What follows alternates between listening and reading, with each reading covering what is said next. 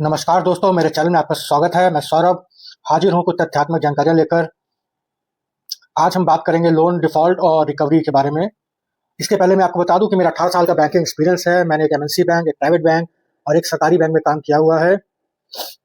और दोस्तों, मैं आपसे एक बात बोलना चाहूँगा कि आप जब भी कोई जानकारियाँ लें, हमेशा प्रमाणित और अनुभवी लोगों से जानकारियाँ लें, क्योंकि आजकल यूट्यूब में देखा गया है कि कई लोग आके जानकारियाँ देते रहते हैं, जो कि काफ़ी भ्रामक और गलत होती है, जिससे लोग कन्फ्यूज़ हो जाते हैं।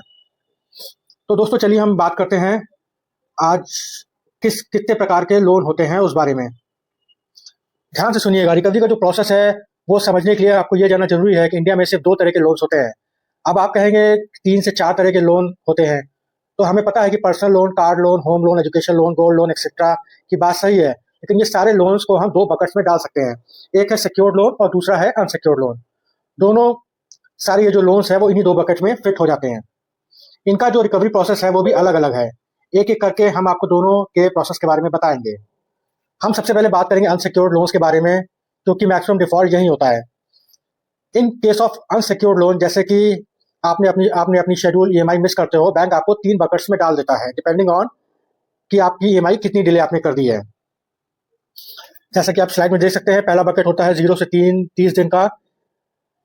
इसमें अगर आपका लोन 0 से 30 दिन डेज पास ड्यू होता है, यानी आप 30 दिन का डिले करते हैं, 0 से लेकर 30 दिन का, तो आपको इसमें इस कैटेगरी में डाल देता है, जिसको कि एसएमए 0 कहा जाता है। कैटेगरी में आपके अगेंस्ट कोई सीरियस एक्शन नहीं लिया जाता है। बहुत ज़्यादा आपकी जो डिटेल्स है वो एक थर्ड पार्टी से शेयर कर दी जाती है, जो आपको कॉल करके रिमाइंड कराते हैं कि आपको अपनी ईएमआई पे करनी है। अगर आप इस कैटेगरी में हैं तो 2 से 3 दिन में एक बार आपके पास कॉल आएगा। अगर आप अपनी ईएमआई मिस करते हैं तो आपका जो क्रेडिट स्कोर है वो पहले 3 दिन ड्रॉप नहीं होगा, लेकिन 3 दिन का ग्रेस पीरियड मिल जाएगा, लेकिन उसके बाद आपका क्रेडिट स्कोर ड्रॉप होना शुरू हो जाएगा। अगर आप अपनी ईएमआई को डिले करते हुए 30 दिन से ज़्यादा हो जाते हैं, तो आपको 30 से 60 दिन की डीपीडी वाली कैटेगरी में डाल दिया जाता है, जिसको कि एसएमए 1 कहते हैं। एसएमए का मतलब होता है स्पेशल मेंशन अकाउंट। ये बैंक की अपनी टर्मिनोलॉजी है। इसमें आपके अकाउंट को अलग से टैगिंग की जाती है, and the loan account is flag both with RBI and the bank. Bank ऐसे अकाउंट को एसएमए 1 अकाउंट के करली बहुत क्लोजली मॉनिटर करते हैं। In fact they care special department just to tackle these accounts. अगर आप अपनी अगर आप 30 से 60 डेज वाली कैटेगरी में आते हैं, तो आपको और फ्रिक्वेंटली कॉल्स आएंगी और थर्ड पार्टी एजेंसी जो कि काफ़ी एग्रेसिवली आपके साथ फॉलो करना शुरू कर देंगे। अगर आप अपने 60 डेज तक भी अपनी ईएमआई नहीं पे कर पा रहे हैं, then you will be automatically move to 60 to 90 days DPT category, जो कि एसएमए 2 है। इसमें तो बैंक की टेंशन है ना, वो पीक पे हो जाती है, बिकॉज बैंक को समझ में आ जाएगा कि पेमेंट जिसको करनी होती है वो अभी तक कर देता। अगर वो 60 दिन पेमेंट नहीं कर पाए तो आगे भी पेमेंट के चांसेस कम है। ऑल्सो आपके अकाउंट को एसएमए 2 वाली कैटेगरी में डाल दिया जाता है, which is the riskiest account both for the bank and RBI. अब अगर आप 60 to 90 वाली कैटेगरी में आप आ ही गए हैं, तो आपको कलेक्शन एजेंसी से मल्टीपल कॉल आएंगे हर दिन, एंड वो लोग आपको डरा धमका के बोल सकते हैं कि अगर आपने पेमेंट नहीं करी तो आपको जेल हो जाएगी।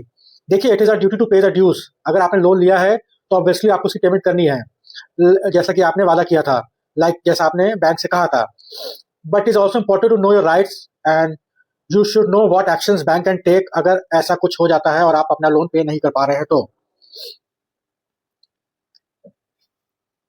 अगर आप 90 डेज तक भी अपनी ईएमआई नहीं पे करते हैं, तो आपका अकाउंट एनपी हो जाता है, यानी नॉन परफॉर्मिंग एसेट बन जाता है।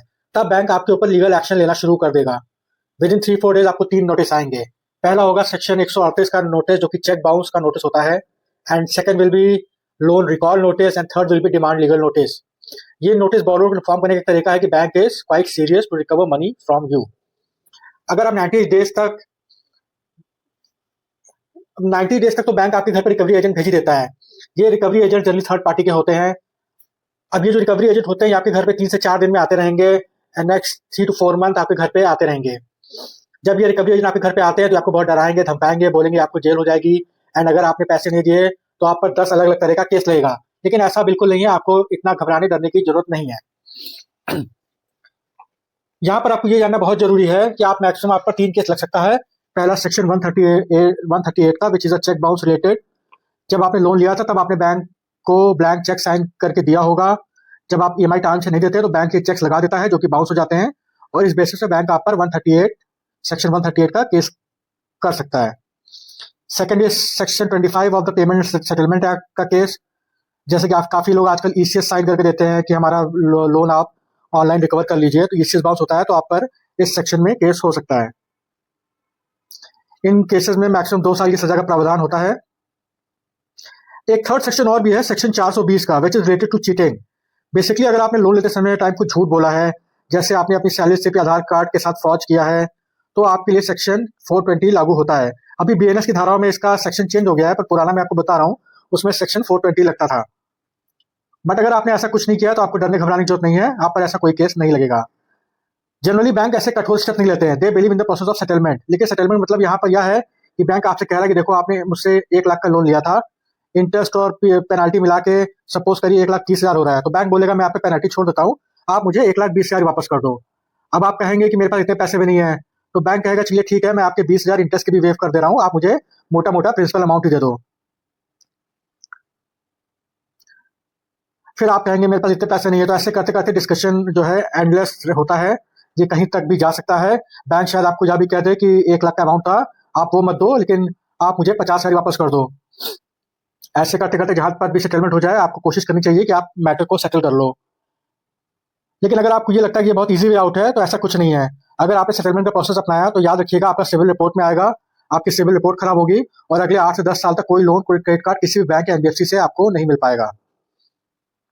एनी हाउ, ये कहानी थी अनसिक्योर्ड लोन्स की। अब बात करते हैं सिक्योर्ड लोन्स के बारे में। सिक्योर्ड लोन्स का मतलब है कि जब आपने बैंक से लोन ले रखा है और उनके पास कुछ सिक्योरिटी है, जैसे कि आपका घर, गाड़ी, ज्वेलरी, कुछ तो उनके पास है, जो इसलिए इस केस में बैंक बहुत ज्यादा उतावला नहीं होता है, क्योंकि उनको ये श्योरिटी रहती है कि वो आपका एसेट बेचकर अपने पैसे रिकवर कर सकते हैं। यहाँ पर सरफेसी एक्ट भी पिक्चर में आ जाता है। This act gives power to the bank to take action against the borrower, और ये 90 डेज के डिफॉल्ट के बाद लागू हो जाता है। देखिए, जो प्रोसेस अनसिक्योर लोन में है, शुरू के 90 डेज मोटा मोटा वही प्रोसेस रहेगा, लेकिन 90 डेज के बाद सिक्योर लोन में थोड़ा प्रोसेस चेंज हो जाता है। 90 डेज के बाद बैंक आपको एक पोजीशन नोटिस भेजेगा। In case of home loan, अगर आपके घर पर पोजीशन नोटिस लगा सकता है और आपके घर का पोजीशन लेकर उसे सेल कर सकता है। देखिए, बैंक को कोई शौक नहीं कि आपके घर का ऑक्शन करे, पर this is to tell you कि आप हमें अपना लोन अमाउंट वापस कर दो और घर के पेपर्स ले जाओ। बट याद रहे कि सिक्योर लोन के केस में banks are not so desperate, वो तो उतावले नहीं होते हैं।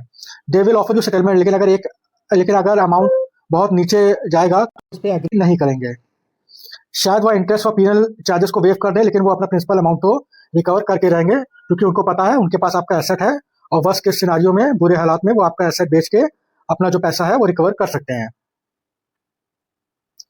ठीक है। देखिए, अगर आपने बैंक से लोन लिया है तो आपको वो लोन चुका देना चाहिए, लेकिन इन केस ऑफ डिफॉल्ट कोई अनवांटेड सर्कमस्टेंसेस हो जाते हैं, तो आपको अपने राइट्स का भी पता होना चाहिए, ताकि आपको कोई हैरेस या बुली ना कर सके। और आपको यह मालूम होना चाहिए कि बैंक किस हद तक जाकर आपके अगेंस्ट एक्शन ले सकता है।